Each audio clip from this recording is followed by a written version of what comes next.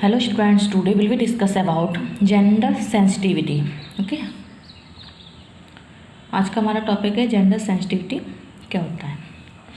Gender sensitivity is the process by which people are made aware of how gender plays a role in life through their treatment of others. Gender relations are present in all institutions and gender sensitivity especially manifests in recognizing privilege and discrimination around gender.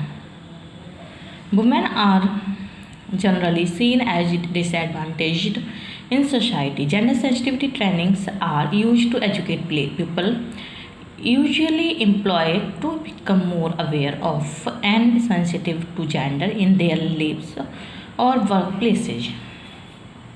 They are becoming more popular in the United States, particularly in areas of the service industry, such as healthcare and education. Okay. Gender संवेदनशीलता वह प्रक्रिया है जिसके द्वारा लोगों को इस बात से अवगत कराया जाता है कि दूसरों के प्रति उनके व्यवहार के माध्यम से लिंग कैसे जीवन में एक भूमिका निभाता है. सभी संस्थानों में लिंग संबंध मौजूद हैं और लिंग संवेदनशीलता विशेष रूप में लिंग के आसपास विशेष अधिकार और भेदभाव को पहचानने में प्रकट होती है. महिलाओं को आमतौर पर समाज में वंचित के रूप में देखा जाता है. लिंग संवेदनशीलता प्रशिक्षण का उपयोग लोगों आमतौर पर कर्मचारियों को उनके जीवन या कार्यस्थलों में लिंग के प्रति अधिक जागरूक और संवेदनशील बनाने के लिए शिक्षित किया जाता है. ये संयुक्त राज्य अमेरिका में अधिक लोकप्रिय हो रहे हैं, विशेष रूप से सेवा उद्योग के क्षेत्रों में जैसे स्वास्थ्य सेवा और शिक्षा.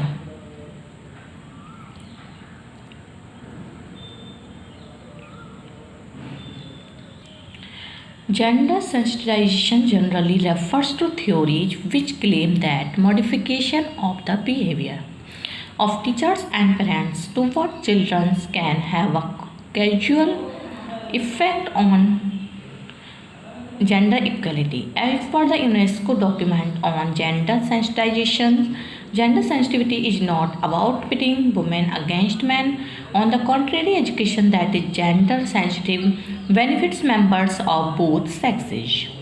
It helps them determine which assumptions in matters of genders are valid and which are stereotyped generalization.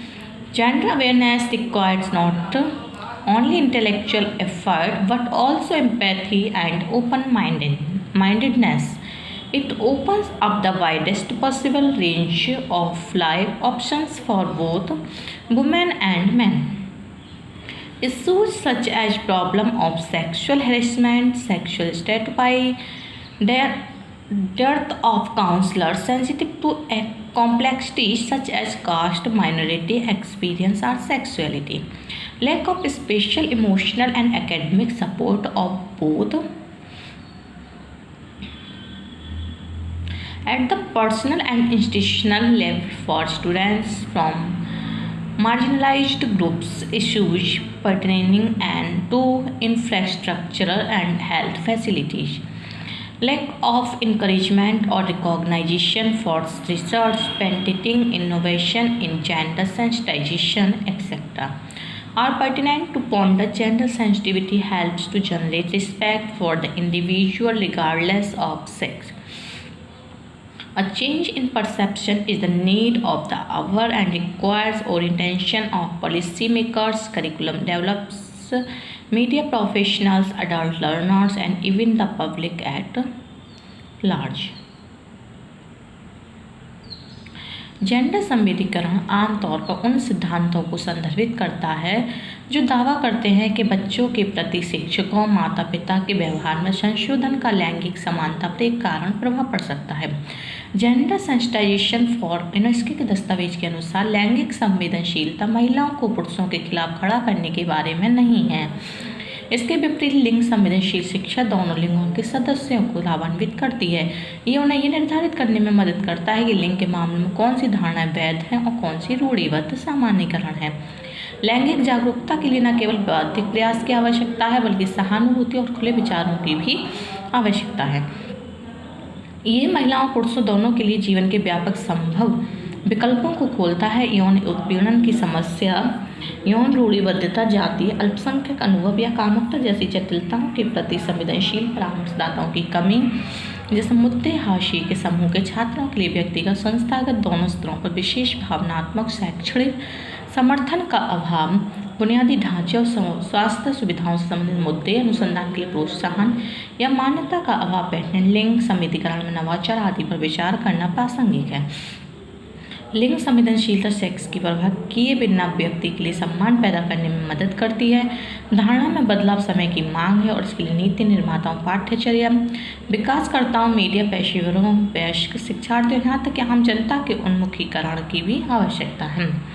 विचार करने योग्य है, लिंग संवेदनशीलता सेक्स की परवाह किए बिना व्यक्ति के लिए सम्मान पैदा करने में मदद करती है। धारणा में बदलाव समय की मांग है और इसके लिए नीति निर्माताओं, पाठ्यचर्या विकासकर्ताओं, मीडिया पेशेवरों, वयस्क शिक्षार्थी, यहाँ तक कि जनता के उन्मुखीकरण की आवश्यकता है। Okay. Gender sensitization and children. Gender sensitivity is enacted through a process known as gender sensitization. Gender sensitization promotes equality for men and women while allowing men and women to view that is stereotypical of and reasonable for their gender. Therefore, teachers are in position to teach children about gender sensitization through how they conduct their classroom and interact with their students. Teachers who are successful at sensitizing their students to gender at a young age can influence a change in children's thought process, which positions them to break societal stigmas in childhood and throughout life. Teaching children to be sensitive to gender also relies heavily on the parents or guardians of the children. Children begin to develop their gender identity around 2 or 3 years old. Gender संवेदनशीलता की एक प्रक्रिया के माध्यम से लागू किया जाता है जिसे जेंडर संवेदीकरण कहा जाता है। लिंग संवेदीकरण पुरुषों और महिलाओं को ये देखने की अनुमति देकर पुरुषों और महिलाओं के लिए समानता को बढ़ावा देता है कि उनके लिंग के लिए रूढ़िवादी और उचित क्या है। इसलिए शिक्षक इस स्थिति में है कि बच्चों को अपनी कक्षा का संचालन करने और अपने छात्रों के साथ बातचीत करने के तरीके के माध्यम से लिंग संवेदीकरण के बारे में पढ़ाएं। जो शिक्षक कम उम्र में अपने छात्रों को लिंग के प्रति संवेदनशील बनाने में सफल होते हैं वे बच्चों के विचार प्रक्रिया में बदलाव को भी प्रभावित कर सकते हैं, जो उन्हें बचपन जीवन में सामाजिक कलंक को तोड़ने के लिए प्रेरित करता है। बच्चों को लिंग के प्रति संवेदनशील होना सिखाना भी बच्चों के माता पिता या अभिभावकों पर बहुत अधिक निर्भर करता है। बच्चे 2 से 3 साल की उम्र में अपनी लिंग पहचान विकसित करना शुरू कर देते हैं। इस उम्र में माता पिता के संदेशों के माध्यम से लिंग पहचान को मजबूत किया जाता है, चाहे वह लिंग संवेदनशील हो या ना हो। नेक्स्ट है gender sensitivity in reproductive health.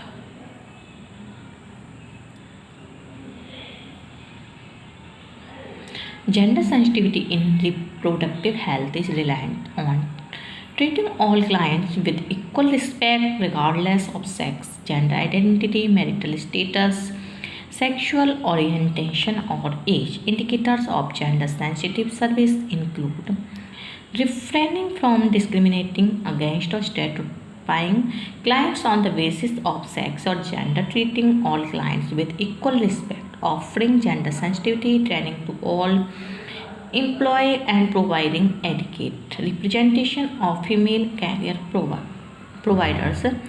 Gender sensitive care also depends on informed consent to treatment for all clients.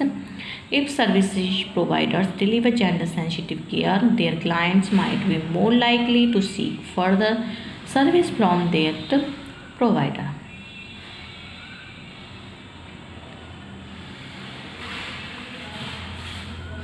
Okay. लिंग संवेदनशीलता में प्रजनन स्वास्थ्य की परवाह किए बिना बराबर सम्मान के साथ सभी ग्राहकों के इलाज पर निर्भर है सेक्स, लिंग पहचान, वैवाहिक स्थिति, यौन अभिविन्यास या उम्र। लिंग संवेदनशील सेवा के संकेतकों में शामिल है लिंग या लिंग के आधार पर ग्राहकों के साथ भेदभाव या रूढ़िबद्धता से बचना, सभी ग्राहकों के साथ सम्मान का व्यवहार करना, सभी कर्मचारियों को लिंग संवेदनशीलता प्रशिक्षण प्रदान करना, महिला देखभाल प्रदाताओं का पर्याप्त प्रतिनिधित्व प्रदान करना। लिंग संवेदनशील देखभाल भी सभी ग्राहकों के लिए इलाज के लिए सूचित सहमति पर निर्भर करती है। यदि सेवा प्रदाता लिंग संवेदनशील देखभाल प्रदान करता है तो उनके ग्राहक उस प्रदाता से सेवा प्राप्त करने की अधिक संभावना रखते हैं। नेक्स्ट है gender, global gender sensitivity. Gender plays a large role in Indian thought processes. The separation of boy and girl indicators in India creates distance between men and women. Indicators of masculinity in boys include cars, the color blue, and the superheroes. Indicators of femininity in girls include dolls, the color pink, and princess. Sweden is making a strong effort to become more gender sensitive. Sweden recently added the word hen, a gender neutral pronoun, to their common language. This promotes a gender neutral way of the thinking for children.